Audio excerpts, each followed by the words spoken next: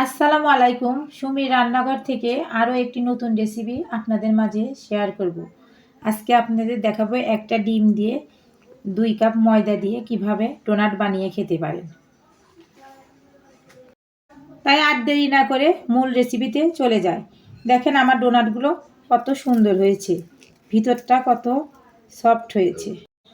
Donut বানানোর জন্য প্রথমে আমি একটা ডিম নিয়েছি। ডিমটা আমি ভেঙে নেব।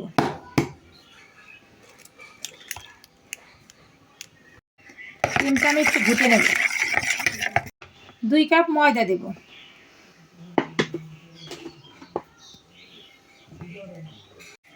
1 চামচ ইস্ট দেব। পেঁয়াজের ফুল দেব কিছু কেটে।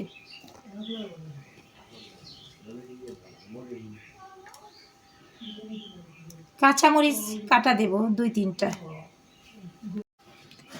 1 চামচ লবণ দেব। মিক্সড করে নেব।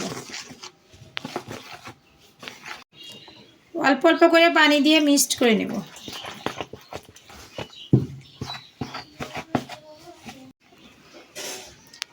গোলা হয়ে গেছে, এখন আমি এটা রেখে দেব 1 ঘন্টা রেস্টে।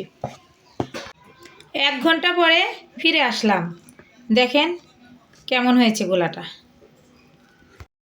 পরিমাণ মতো তেল ঢেলে দেব। একটু তেল মালিশ করে নিলাম।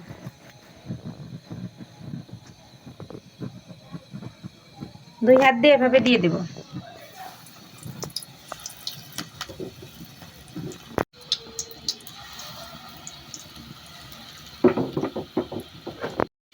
ডোনাটগুলো আমি উল্টে দেব।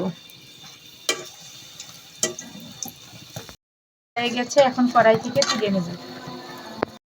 এভাবে আমি সবগুলো এখন ভেজে নেব। সবগুলো ডোনাট বানানো আমার হয়ে গেছে।